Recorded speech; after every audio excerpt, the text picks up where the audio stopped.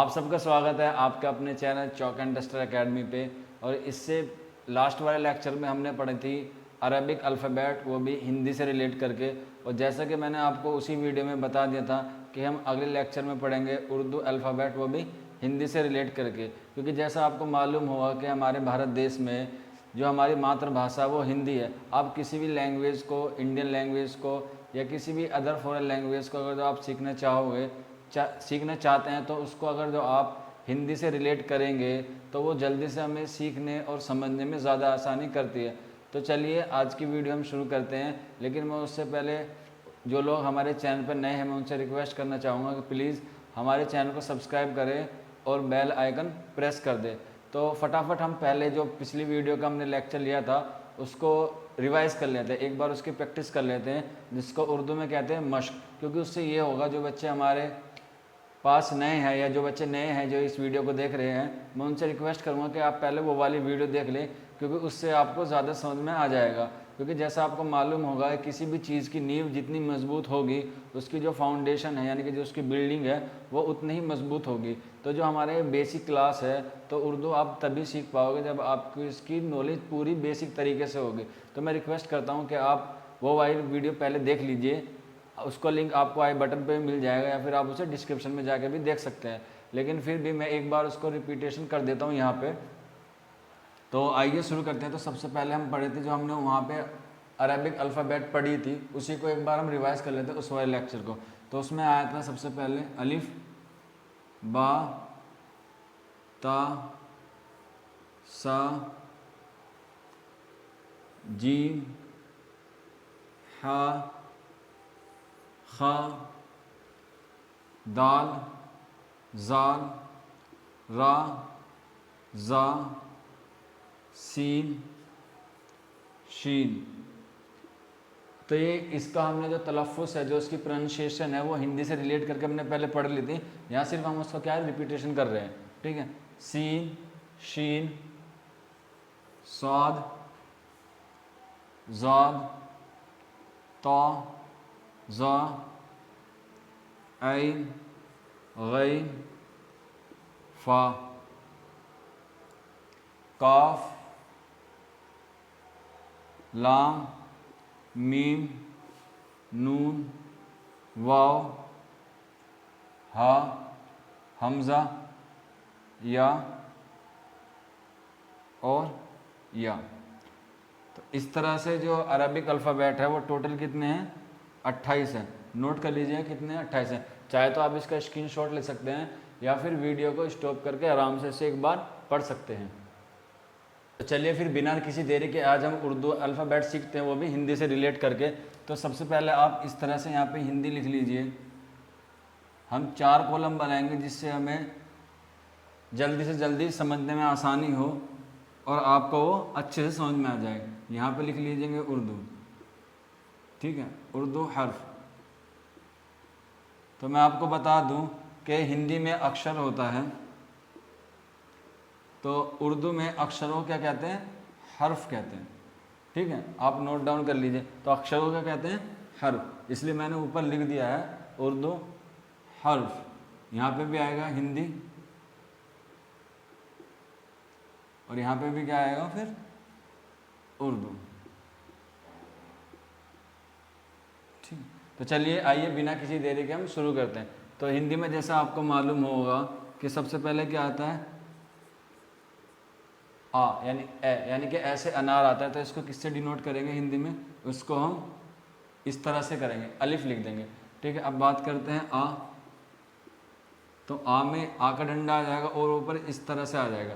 तो जो इस तरह से एक डंडा खींचा गया है इसको कहते हैं मद। ठीक है, इसको क्या कहते हैं, मद। अब बात करते हैं छोटे से इमली की। तो इसको लिखेंगे अलिफ और इसको यहाँ पर क्या लिख देंगे, नीचे ऐसे एक जेर लगा देंगे। मोस्टली जैसे आपको पता होगा हिंदी में क्या होता है, मात्राएं होती हैं, इसी तरह उर्दू में भी मात्राएं होती है। तो मैं अभी यहाँ आपको जानकारी के लिए बता दूँ, एक मोस्टली थोड़ी सी हल्की सी बात है जो बहुत इंपॉर्टेंट है, आपको बेसिक है। तो उर्दू में जो मोस्टली मात्राएं होती हैं वो 3 होती हैं। वो होती है ज़बर, ज़ेर और पेश। ये मोस्टली 3 मात्राएं होती हैं जो उर्दू में यूज़ की जाती है। उसको जो ऊपर लगती है उसको ज़बर कहते हैं, हर्फ के ऊपर जो लगती है, हर्फ के जो नीचे लगती है वो ज़ेर होती है, और हर्फ के ऊपर इस तरह से लिखी जाती है वो पेश होती है। जिस तरह से हम हिंदी में बड़ा ऊ और छोटा ऊ बनाते हैं, इसी तरह उर्दू में क्या होता है, पेश होता है। इसकी जो अच्छे से समझने के लिए इसके लिए हम आपको अलग से एक वीडियो प्रोवाइड करा देंगे, आप टेंशन ना लें, क्योंकि ये वाली जो मात्रा हैं इसमें और भी बहुत सारे होती हैं, मात्राएं होती हैं उर्दू में जो कम यूज़ होती हैं, लेकिन फिर भी उसको जानना बहुत ज़रूरी होता है, क्योंकि ये एक बेसिक होता है। तो जैसे मैंने आपको शुरू में ही कहा था कि जिस चीज़ की नीचे की नींव मजबूत होगी तो फाउंडेशन जो बिल्डिंग होगी वो उतनी ही मजबूत बनेगी। तो आप हमारे चैनल पर बने रहिए, हम आप पूरी तसल्ली से आपको पढ़ाएंगे, एक एक चीज़ आपको बिल्कुल क्लियर कर देंगे, ठीक है। तो आइए अगली तरफ बढ़ते हैं। यह है बड़ी ई से इमली, तो इसको कैसे लिखेंगे, अलिफ और या, ठीक है। अगर चीज़ समझ में नहीं आए तो प्लीज़ हमसे कमेंट बॉक्स में बता दिया। अब बात करते हैं ऊ की। तो मैंने बताया था कि पेश आएगा तो ये ऊ है। अब बात करते हैं बड़े ऊ की। तो बड़ा ऊ कैसे लिखा जाएगा, अलिफ वाव। तो जैसे जिनको पहले पता होगा उसको क्या कहते हैं, वाव, और इस पर क्या लगा देंगे, पेश। तो क्या बन जाएगा, बड़ा ऊ बन जाएगा। अब बात करते हैं अंग से अंगूर की। ओ सॉरी, इससे पहले आएगा रे से ऋषि आएगा, ठीक है। क्या आएगा, ऋषि। ये 2 हर्फों से मिलकर बनेगा उर्दू में, एक आएगा रा और एक आएगा शी, ठीक है। ये इस तरह से लिखा जाएगा। जो इसकी पूरी एक्सप्लेनेशन है कि उसको कैसे लिखा जाएगा उसको हम अगली वीडियो में डिस्कस करेंगे। अभी सिर्फ हम इसको पढ़ लेते हैं कि कौन सा किसको शो करता है, ठीक है। अब बात करते हैं अंग, बात कर लेते हैं ऐसे ऐनक की। तो ये क्या हुआ, ए, यानी कि ए से ऐनक। अब दूसरी जो है वो ए है, उसकी बात कर लेते हैं। ये इस तरह से, इसमें भी एक हल्का सा बस माइनर सा फ़र्क है कि इसमें क्या लग जाएगा, ऊपर ज़बर लग जाएगा, ठीक है। अब बात करते हैं अगली की। रे से ऋषि हो गया, ए से ऐनक हो गया, और ए से एडी हो गया, और ए से ऐनक हो गया। अब बात करते हैं अंग से वो सॉरी ओ से औरत की। ओ से ओखली, सॉरी ओ से औरत नहीं, ओ से ओखली। तो इसको कैसे लिखेंगे हम, इस तरह से लिख सकते हैं, औ, ठीक है। अब इसका औ हो गया। अब फिर लिखते हैं ओ से औरत, ये हो गया औ से औरत, औ। अब बात करते हैं अंग से अंगूर की। तो ये आएगा अन, इस तरह से आ जाएगा, ठीक है। अब बात करते हैं आने खल्ली की। तो ये क्या है, ये आने खल्ली है। इसको समझना थोड़ा अच्छा रहेगा, क्योंकि इस तरीके से फिर हम क्या पूरा कर लेंगे, हिंदी में जो स्वर होते हैं वो पूरे मुकम्मल हो जाएंगे। तो इसको कैसे लिखेंगे हम, इस तरह से भी लिख सकते हैं या फिर इस तरह से भी लिख सकते हैं। गोल हा और अलिफ ज़बर आ भी हम इसको शो कर सकते हैं, ठीक है। तो आप इसको नोट डाउन करते रहिए फटाफट, जल्दी जल्दी।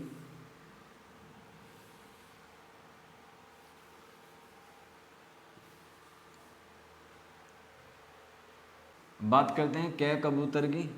तो कै कबूतर के लिए उर्दू में हर्फ 2 आते हैं, एक बड़ा काफ आता है, ये छोटा काफ है, और ये बड़ा काफ है, ठीक है। अब बात करते हैं कै कबूतर हो गया। अब करते हैं खे खरगोश की। तो खे खरगोश को इस तरह से लिखा जाता है, खा से, या फिर आप इस तरह से भी लिख सकते हैं, ठीक है। बात करते हैं गै गमला की। तो गै गमला भी गाफ से लिखा जाएगा, इस तरह से।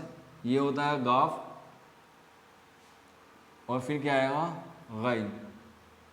ये दोनों से शो करता है, गाफ से भी लिखा जा सकता है और गैन से भी लिखा जा सकता है। गै गमला, तो गै गमला क्या ना, गै घर। ये किससे लिखा जाएगा, ये भी इस तरह से लिखा, जैसे ये है, ये भी इस तरह से लिखा जाए। कुछ वर्ड ऐसे हैं उर्दू में और हिंदी में जो वो 2 जगह इस्तेमाल किए जा सकते हैं। जिस तरह से हमने पिछली वीडियो में पढ़ा था कि जा बहुत सारे होते हैं, और जैसे हिंदी में भी आपको पता होगा, शह सपेरा, शह शलजम, शह षटकोण और शह शर्मिक, तीनों एक से ही लिखे जाते हैं, लेकिन जब उनकी प्रोनाउंसिएशन या उनका तलफ़्फ़ुज़ हम अदायगी करते हैं तो हम समझ जाते हैं कि कौन सा वर्ड किस जगह पे यूज़ करना है। तो अभी आप सिर्फ इस बेसिक को समझ लीजिए, फिर हम अगली क्लास में आपको पूर्ण रूप से बताएंगे कि किस तरह से कौन सा वर्ड किस वर्ड के साथ यूज़ होता है। ठीक है, तो चलिए आइए अगले उसकी तरफ बढ़ते हैं। अगला आता है डे। ठीक है, तो आप दिख रहा होगा साफ, तो इसको किस तरह डिनोट करते हैं, इसको गोल हा से करते हैं। ये हिंदी में इसकी 3 किस्में हैं, यानी कि हिंदी में इसको 3 तरह से लिखा जा सकता है। एक इस तरह से लिखा जा सकता है, ठीक है, और एक इस तरह से। ये तीनों अलग अलग हैं, इसको हम अभी पढ़ेंगे आगे। ठीक है,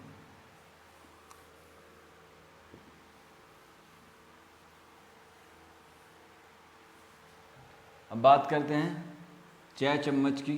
तो चाय चम्मच तो आपको पता होगा, इस तरह से 3 नुक्ते लग जाते हैं बीच में और चाय चम्मच बन जाती है। अब बात करते हैं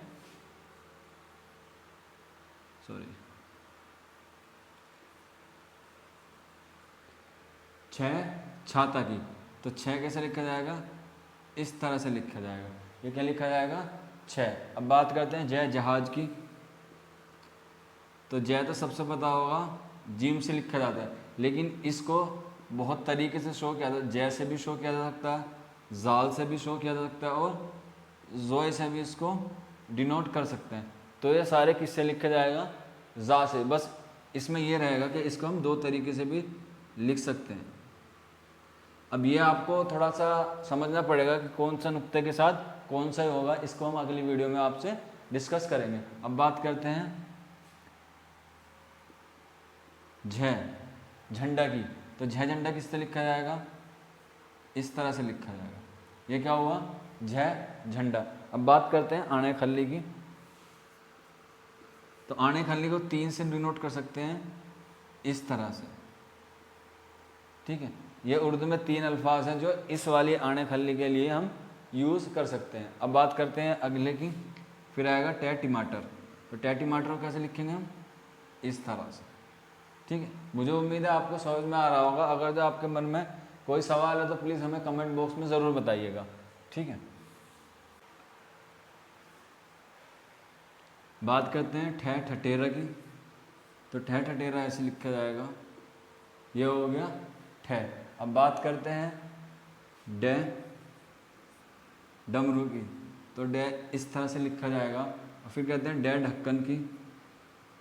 ठीक है, डे ढक्कन की बात करते हैं, इसकी भी एक किस्म है, अलग होती है, वो भी हम अभी आगे पढ़ेंगे, क्योंकि इसमें और उसमें बस एक फ़र्क होता है, वो होता है वो इस तरह से लिखा जाता है। बस ये 2 एक हैं, लेकिन उसको हम आगे पढ़ेंगे। अभी हम यहाँ पे सिर्फ डे ढक्कन को पढ़ लेते हैं। तो ये भी किस तरह से लिखा जाएगा, ये इस तरह से लिखा जाएगा, डे ढक्कन। अब बात करते हैं आने खल्ली की। तो आने खल्ली ये तीसरी आने खल्ली है। तो अब इसको किस तरह से लिखेंगे वो भी हम देख लेंगे। इसको हम इस तरह से लिखेंगे। ठीक है, ये 2 तरीके से हम इसको लिख सकते हैं। अब बात करते हैं तय तरबूज की। तो बहुत इजी है तय तरबूज, तो इसको हम इस तरह से लिखेंगे। अब तय तरबूज के बाद आएगा थे थन। ठीक है, तो इसको हम किस तरह से लिखेंगे, इस तरह से लिखेंगे। ठीक है, ये क्या होगा, थे। अब बात करते हैं दे दवाद की। तो दे बहुत इजी है, दाल बन जाएगा।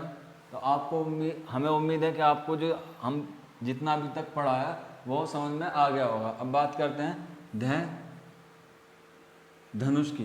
तो ये दाल बन जाएगा, और फिर इसके साथ क्या जुड़ जाएगा, हा जुड़ जाएगा।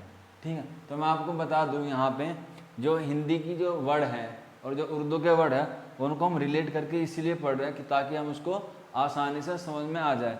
जैसा आपको दिख रहा होगा कि यहाँ पे हिंदी में 1 लिखा हुआ है, लेकिन उर्दू में 2 अल्फाज के साथ मिला हुआ है। तो जैसे जो बच्चे हिंदी वाले होंगे उनको पता होगा जितने भी व्यंजन हैं हिंदी में, क्या हैं, व्यंजन, वो भी 2 तरीके से मिल 2 शब्द, एक दिखता एक है लेकिन वो असल में होते 2 हैं। इस तरह से जिस तरह से कै कबूतर होता है वो एक अकेला नहीं होता, उसमें 2 जुड़े हुए होते हैं। एक होता है कै और एक होता है ए। ठीक है, तो जो बच्चे को पता होगा, जिस बच्चे तैयारी कर रहे होंगे अच्छी, उनको पता होगा ये कि किस तरह से लिखा जाता है। तो इसी तरह से उर्दू में जो है वो भी दो शब्दों से मिलके ही क्या बनता है, एक हिंदी का वर्ड बनता है। ठीक है, तो अब बात करते हैं अगले की, यह नए नल, ये भी एक सिंगल वर्ड है जिसको हम कहते हैं नून कहते हैं। अब बात करते हैं अगले वर्ड की, शब्द की, ये आता है पै पतंग।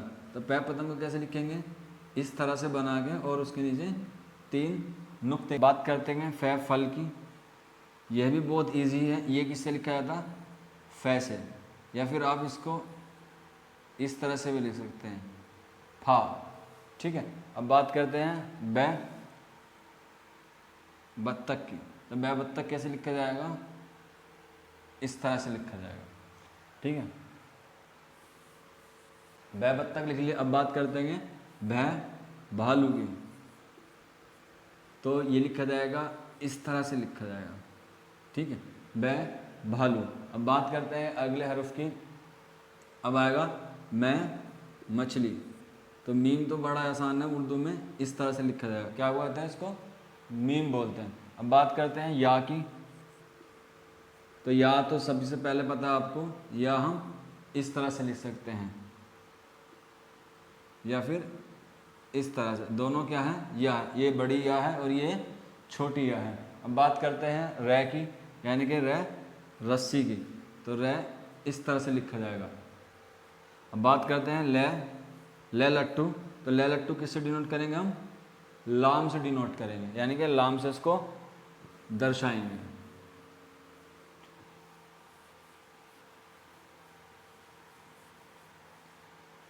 चलिए ले लट्टू के बाद पढ़ते हैं हम वह वर्षा। तो वह से डिनोट किया जाएगा, वाव से डिनोट किया जाएगा। अब बात करते हैं शय शलजम की। तो शय शलजम किससे लिखा जाएगा, या तो आप इससे भी लिख सकते हैं, सॉरी मैं दोबारा लिख देता हूँ क्योंकि इससे 2 शब्द डिनोट होंगे।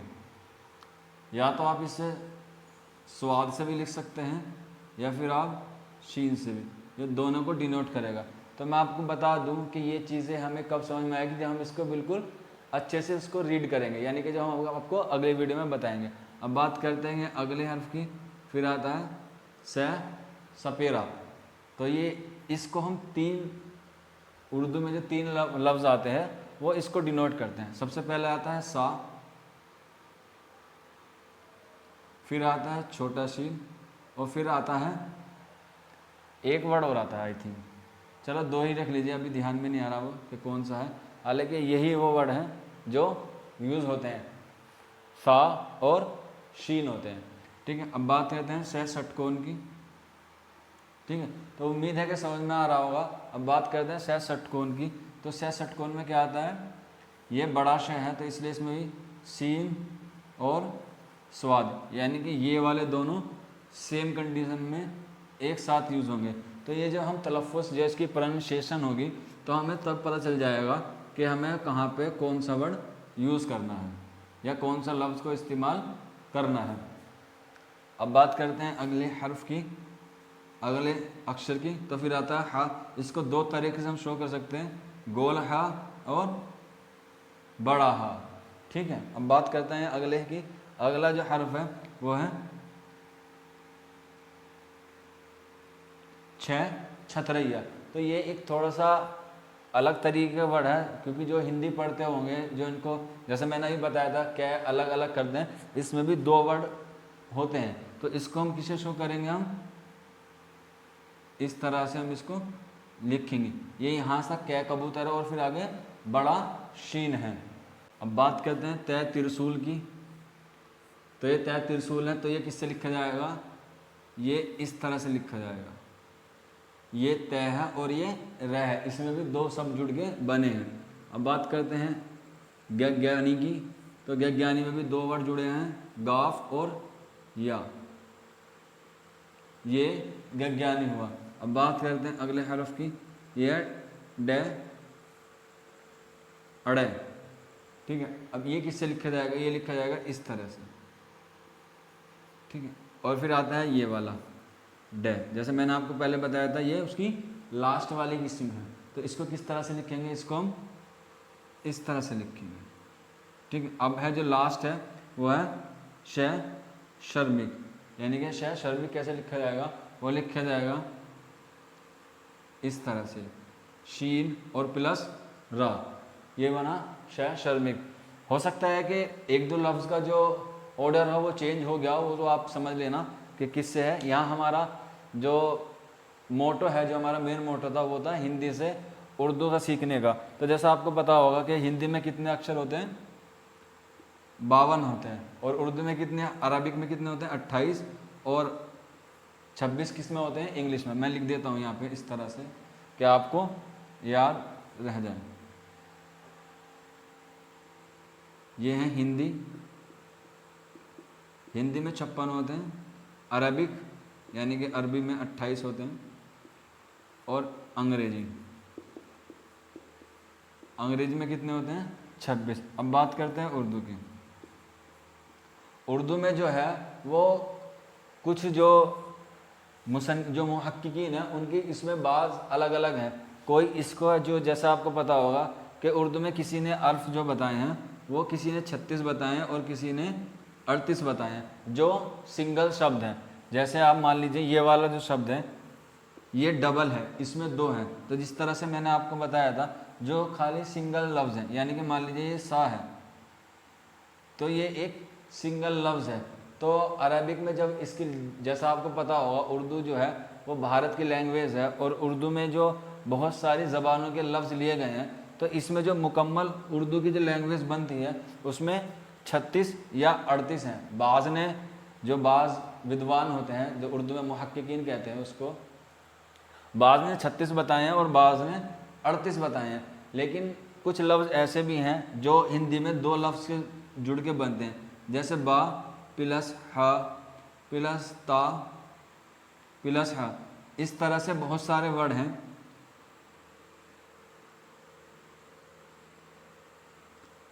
हिंदी में।